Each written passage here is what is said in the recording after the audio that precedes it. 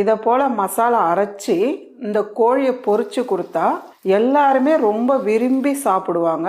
ஏன்னா அந்த அளவுக்கு நல்ல டேஸ்டா இருக்கும். இப்போ ஒரு மிக்ஸி ஜார் வச்சுக்கலாமா? ஒரு 10 பீஸ் சின்ன வெங்காயம் சேர்த்துக்கலாம், ஒரு 10 பல்லு பூண்டு சேர்த்துக்கலாம், 3 துண்டு இஞ்சி, 1 டீஸ்பூன் சோம்பு, கொஞ்சமா கறிவேப்பிலை, கொஞ்சமா கொத்தமல்லி, கூடவே ஒரு 7 காஞ்ச மிளகாய். தண்ணி சேர்க்காம ஒன்னும் பாதியமா கொரகொரப்பா அரைச்சி எடுத்துக்கலாம். இப்போ ஒரு பவுல் வச்சுக்கலாம். நான் 3/4 கிலோ சிக்கன் எடுத்திருக்கேன். ஒன்னும் பாதியமா அரைச்சி வச்சிருக்க மசாலா இதையும் சேர்த்துக்கலாம். 1.5 டேபிள் ஸ்பூன் அளவுக்கு காஷ்மீர் மிளகாய் தூள் சேர்த்துக்கலாம். 1.5 டேபிள் ஸ்பூன் அளவுக்கு கார்ன்ஃபிளவர் மாவு சேர்த்துக்கலாம். உப்பு தேவையான அளவு சேர்த்துக்கலாம். கூடவே ஒரு முட்டை, ஒரு 3 சிட்டிக்கு அளவு மஞ்சத்தூள், 1/2 டீஸ்பூன் அளவுக்கு மிளகுத்தூள், 1/2 டீஸ்பூன் அளவுக்கு லெமன் ஜூஸ். இப்போ இதெல்லாம் சேர்த்து நல்லா மிக்ஸ் பண்ணிடுங்க. இந்த அளவுக்கு நல்லா கலந்துட்டு இப்போ ஒரு 1/2 மணி நேரம் அப்படியே விட்டுடுங்க. பாருங்க, 1/2 மணி நேரம் ஆயிடுச்சு. இந்த அளவுக்கு நல்லா ஊறி இருக்கணும். பேன்ல சிக்கன் பொரிக்கிற அளவுக்கு எண்ணெய் சேர்த்துக்குங்க. இப்போ ஒரு பீஸ் எடுத்து சேர்த்துடலாம். ஒரு பக்கம் செவந்ததுக்கு அப்புறம் அதுக்கப்புறம் திருப்பி விடுங்க. எல்லா பக்கமும் நல்லா திருப்பி விடுங்க.